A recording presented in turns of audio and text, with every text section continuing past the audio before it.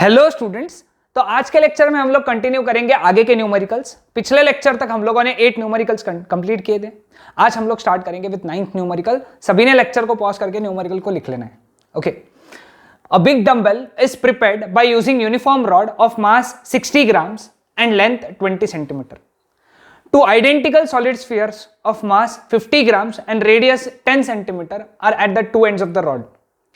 Calculate the moment of inertia of the rod when the system is rotated about an axis. System बोला है, is rotated about an axis passing through its center and perpendicular to its length. Dumbbell बोला है, dumbbell कुछ इस तरीके से होते हैं जिसके आजू बाजू दो स्फीयर्स हैं। ठीक है, ये लेंथ दिया हुआ है, कितना दिया हुआ है 20 सेंटीमीटर। ओके, और रॉड का मास कितना दिया हुआ है 60 ग्राम्स। ओके, स्फीयर का मास, ये दो स्फीयर्स हैं, स्फीयर्स का मास कितना है 50 ग्राम्स और इसका रेडियस 10 सेंटीमीटर। ठीक है, और एक्सिस यहां से जा रही है, ऐसे बीच में से एक्सिस जा रही है। ठीक है, समझ में? तो ये सिस्टम दिया हुआ है, इसका अपने को मोमेंट ऑफ इनर्शिया निकालना है। अब ये सिस्टम में तीन चीजें दिख रही है अपने को, एक ये स्फीयर, एक ये स्फीयर और एक ये रॉड, ऐसी तीन चीजें। स्फीयर तो आइडेंटिकल है, तो सिस्टम का moment of inertia is nothing but rod का moment of inertia plus 2 times sphere का मोमेंट ऑफ इनर्शिया। समझे? पूरे सिस्टम का मोमेंट ऑफ इनर्शिया यानी रॉड का मोमेंट ऑफ इनर्शिया प्लस ये स्फीयर का मोमेंट ऑफ इनर्शिया। ठीक है, रॉड का मोमेंट ऑफ इनर्शिया बहुत सिंपल, ml²/12। रॉड का मास, रॉड का मास कितना 60 इंटू एल कितना है, रॉड का लेंथ कितना है 20 इंटू 20/12। 12 1 12 5। ओके, तो रॉड का मोमेंट ऑफ इनर्शिया ये बन गया कितना 400, ये हो गया 2000 ग्राम सेंटीमीटर स्क्वायर। समझे ग्राम सेंटीमीटर स्क्वायर क्यों लिखा? बिकॉज हम लोगों ने यूनिट्स चेंज नहीं किए, ग्राम और सेंटीमीटर ही रखा है मास और लेंथ का यूनिट। ओके, अब स्फीयर की बात करेंगे। हमको स्फीयर के लिए ये एक्सिस के अबाउट मोमेंट ऑफ इनर्शिया मालूम है जिसको आईसी बोलते हैं, और 2/5 mr² जिसका वैल्यू होता है। ठीक है, और ये लेंथ ये रहेगा h। अपने को इस एक्सिस के अबाउट मोमेंट ऑफ इनर्शिया निकालना है, तो आई स्फीयर कितना रहेगा, ये रहेगा IC plus m into h²। समझे?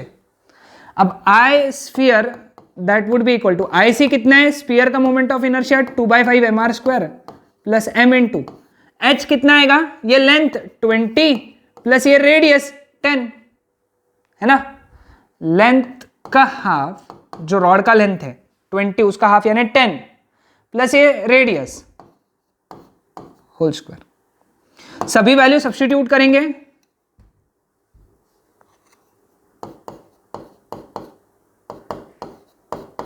टू बाई 5 स्फीयर का मास 50 इंटू स्फीयर का रेडियस 10 स्क्वायर प्लस ये वाली टर्म अब 50 इंटू रॉड का लेंथ 10, हाफ लेंथ यानी रॉड का लेंथ 20 है, उसका हाफ यानी 10 और रेडियस कितना है 10 होल स्क्वायर। तो therefore I sphere is equal to, देखो 10 स्क्वायर 100 इंटू 10 1000 इंटू 2 2000 प्लस 10 10 20 20 का स्क्वायर 400 है ना, 400 इंटू 50 दैट इज 20,000। तो therefore I sphere is equal to 22,000 gram centimetre square. तो देयरफॉर सिस्टम का मोमेंट ऑफ इनर्शिया, इसको भी अपन डब्बा करके रख लेंगे। सिस्टम का मोमेंट ऑफ इनर्शिया का फॉर्मूला ये लगाएंगे, I is equal to IR plus 2 times ISP। IR कितना है 2000 plus 2 times 22,000, therefore I is equal to 2000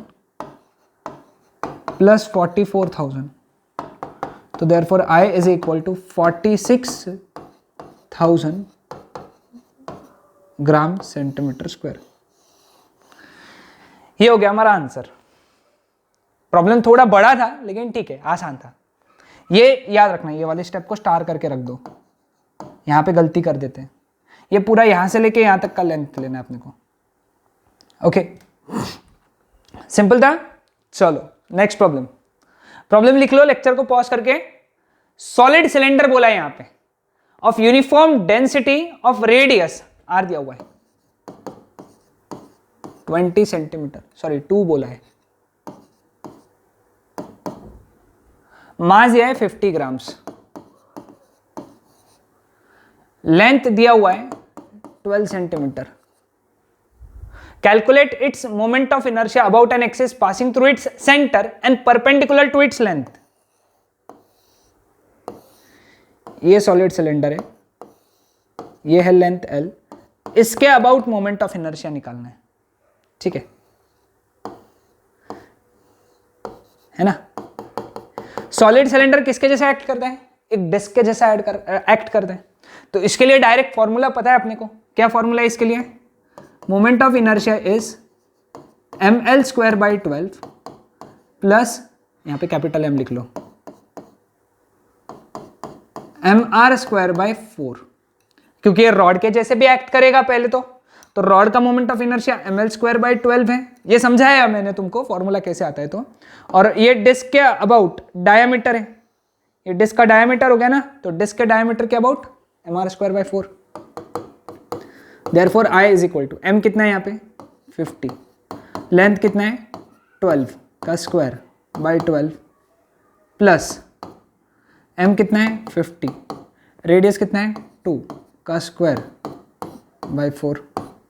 एक 12 कट हो गया, 4 कट हो गया।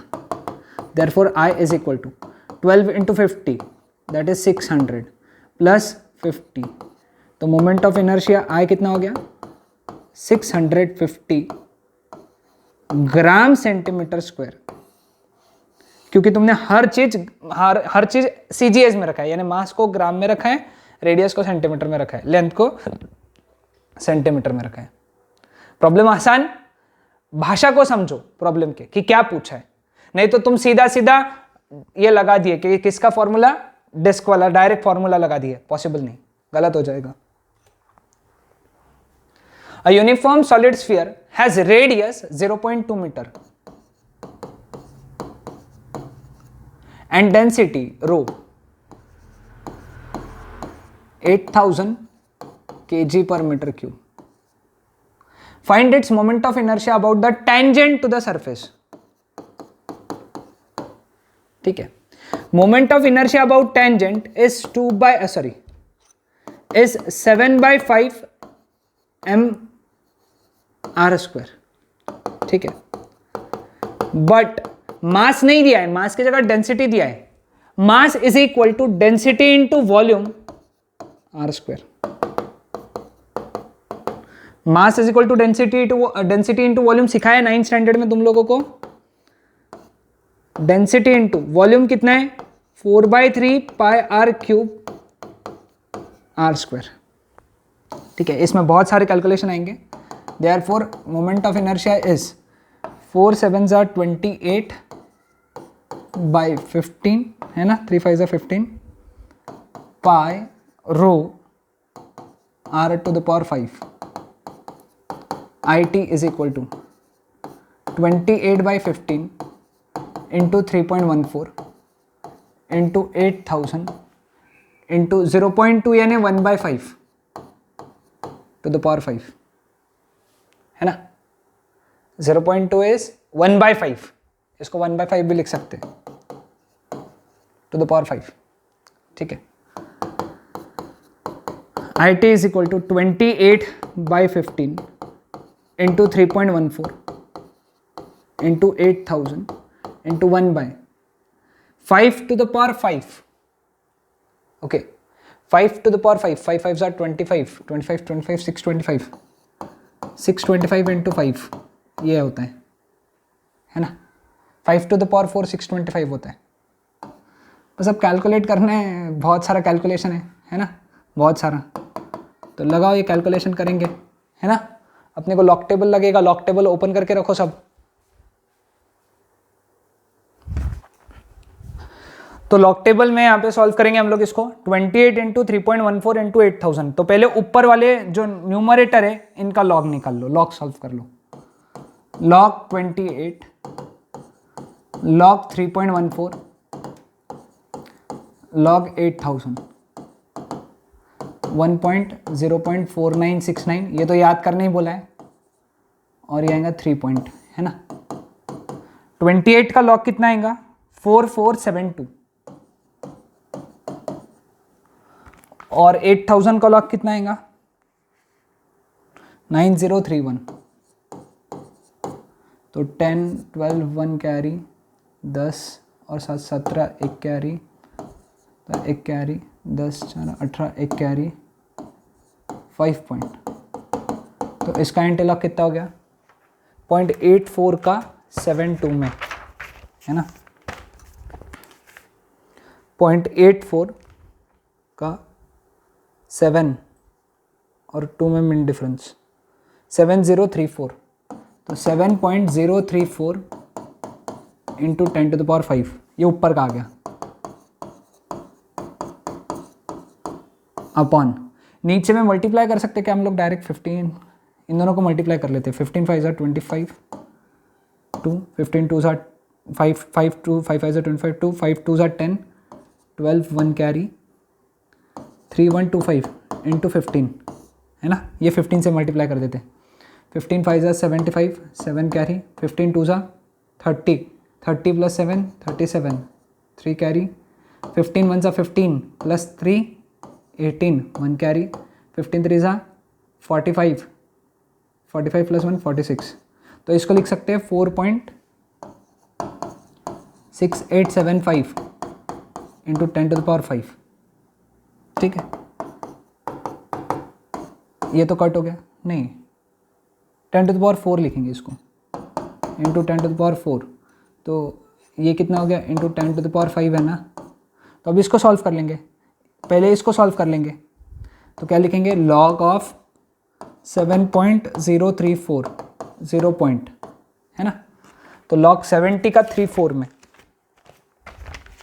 70 का 3 और 4 में मेन डिफरेंस 8472, और नीचे आएगा लॉग ऑफ 4.687, है ना। तो 46 का 8 और 7, 46 का 8 और 7 में main difference 6709। Subtract 12 minus 9 3 1 carry 7 minus 1 6 14 minus 7 7 1 carry 8 minus 7 1 0.17 का 63 में, है ना। 0.17 का 6 और 3 में 1501, यानी 1.501 आंसर है उसका। तो 1.501 इंटू ये 10⁻1 हो गया। तो therefore moment of inertia is 15.01। Unit क्या लिखेंगे इसका kg मीटर स्क्वायर। यूनिट का हाफ मार्क कटेगा अगर गलत या नहीं लिखोगे तो। ओके, कैलकुलेशन थोड़ा ज्यादा था बट ठीक है, इट्स ओके, जम जाएगा, है ना। तो 15.01 kg पर मीटर क्यूब। ओके, देन अ फ्लाईव्हील यानी क्या है disc is rotating about an axis passing through its center and perpendicular to its plane and loses 100 joule of energy when slowing down from 60 rpm to 30 rpm. Find its moment of inertia and change in angular momentum. Energy का change 100 joule, energy का change यानी E1 minus E2 दिया हुआ है। ठीक है, अब पहला फ्रीक्वेंसी कितना दिया हुआ है 60 आरपीएम यानी 1 हर्ट्ज। दूसरा फ्रीक्वेंसी दिया है 30 आरपीएम यानी हाफ हर्ट्ज। ठीक है, अब यहां पे क्या बोला है, E1 माइनस E2 दिया है, E1 minus E2 is equal to half I omega 1 square, क्योंकि एनर्जी का फॉर्मूला क्या है, half I omega square minus half I omega 2 square, है ना। आई कॉमन निकला, ओमेगा 1 के जगह क्या डालेंगे, 2 पाई n1, है ना। तो एक काम करो, पहले ओमेगा 1 निकाल लो, ओमेगा 1 इज 2 पाई n1 यानी 2 pi hertz, omega 2 is 2 pi n2 that is pi hertz, n2 का वैल्यू ये डाला, n1 का वैल्यू ये डाला, ठीक है, ये सब्सटीट्यूट किया अब यहाँ पे। तो E1 माइनस E2, अब ये इक्वेशन बहुत जरूरी है ना, E1 माइनस E2 के जगह क्या डालेंगे, 100, तो 100 is equal to half I omega 1 square यानी 4 pi square minus pi square, 2 इधर चला गया तो 200 is equal to I into 3 pi square, तो therefore I is equal to 200 by 3 into pi यानी 3.14 का square, therefore I is equal to, अब I solve करेंगे 3.14 का स्क्वायर, पहले डिनोमिनेटर सॉल्व कर लो, ओके, लॉग 3.14 0.4969, ओके, वापस से लॉग 3.14, क्योंकि 3.14 का स्क्वायर है ना तो 2 बार लॉग आएगा, 0.4969 और लॉग 3 लॉग 3 कितना है, 4771, okay, 9918 plus 1 19 1 carry, 6612 plus 8 20 2 carry, 9918 20 plus 7 27 2 carry, 14 1.4709 antilog 0.4709, okay, 0.47 का 0 और 9 में मीन डिफरेंस 2957 29.57 ये आंसर आएगा, है ना, 0.4709 0.4709 है ना, करेक्ट। तो इसको सॉल्व करेंगे अब 200 अपॉन 29.57, कैसे सॉल्व करना है, इसका लॉग लेंगे अगेन, लॉग 200 2 पॉइंट, है ना, 200 का लॉग कितना आएगा, 3010, लॉग 29.57 1 पॉइंट 29.57 29.57 4708 सब्ट्रैक्ट करेंगे, 10 minus 8 2 1 carry 0, 10 minus 7 3 1 carry, 13 minus 5 8 1 carry 0 point, okay. अब 0.8302 उसका एंटीलॉग, तो 0.83 का 0 और 2 में मीन डिफरेंस, है ना, 2 में मीन डिफरेंस, इट इज 6764, है ना, तो 6764, तो इसका एंटीलॉग आएगा 6.6764 सॉरी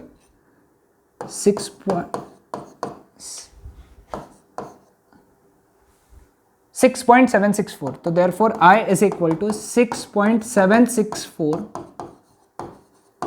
kg मीटर स्क्वायर। समझ में आया सबको, तो ये हो गया आई। अब change in angular momentum is equal to initial angular momentum minus final, क्योंकि इनिशियल ज्यादा है फाइनल कम है, क्योंकि पहले 60 आरपीएम था और बाद में 30 आरपीएम हो गया, है ना। तो इसको लिखेंगे I omega 1 minus I omega 2, क्योंकि एंगुलर मोमेंटम का फॉर्मूला है L is equal to I omega, है ना।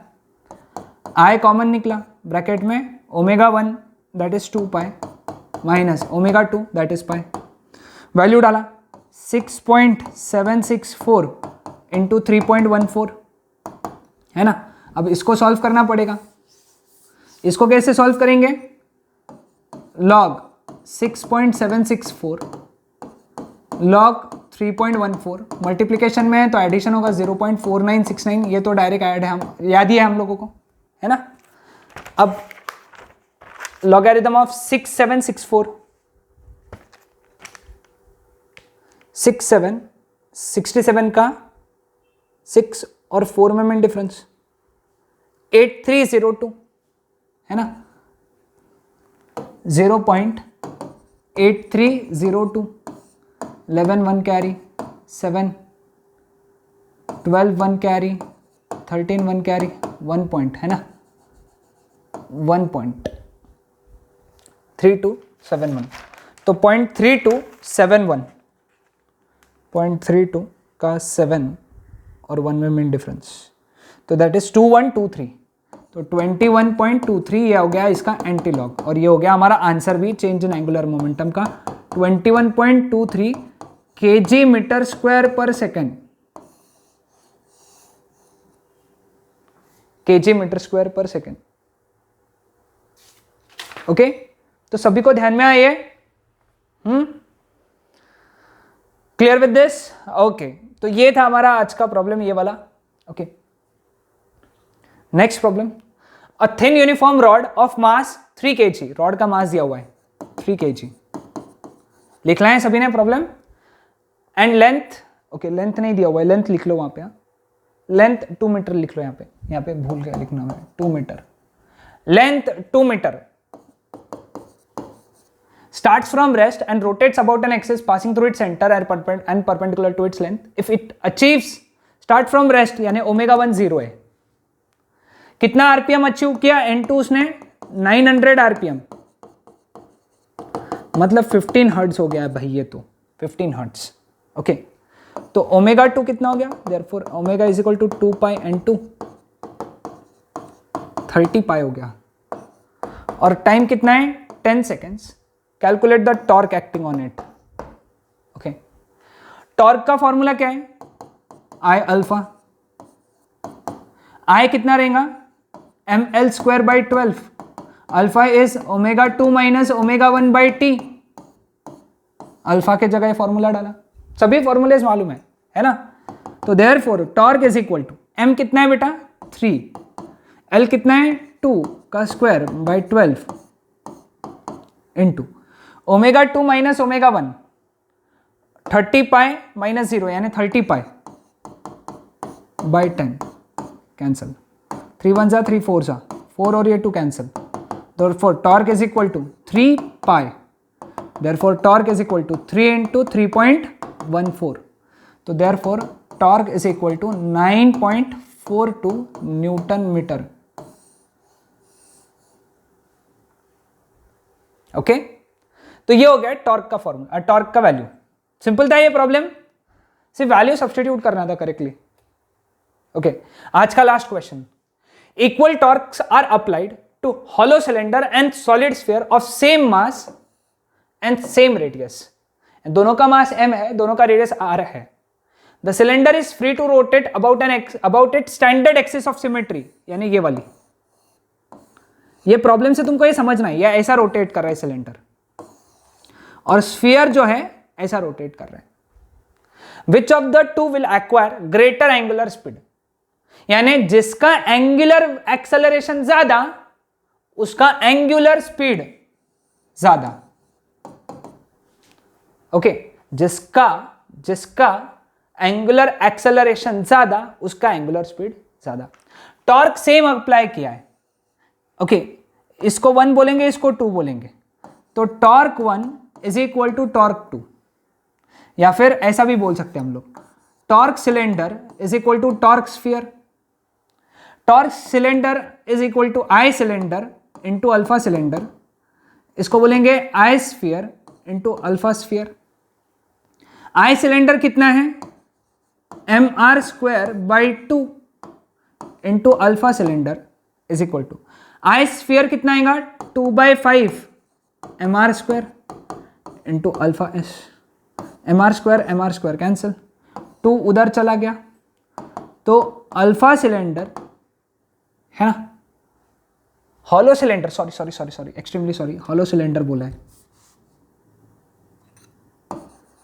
तो हॉलो सिलेंडर एक रिंग के जैसा होता है, रिंग के जैसा, extremely sorry, M R square कर दो, तो एम आर स्क्वायर सीधा कैंसिल हो गया, तो alpha C is equal to 0.4 times alpha S, यानी कौन बड़ा है यहां से हमको समझ में आया, alpha C is less than alpha S, तो therefore sphere will acquire greater angular speed। Sphere के पास में बहुत ज्यादा एंगुलर स्पीड रहेगी क्योंकि स्पीयर का अल्फा ज्यादा है, जिसका एंगुलर एक्सेलरेशन ज्यादा उसका एंगुलर स्पीड ज्यादा। याद रहेगा सबको? तो ये था हमारा आज का टॉपिक। ओके, तो कल के लेक्चर में हम लोग इसके ऊपर के और न्यूमेरिकल्स कुछ डिस्कस करेंगे और ये टॉपिक कल अपन एंड करेंगे। That's it.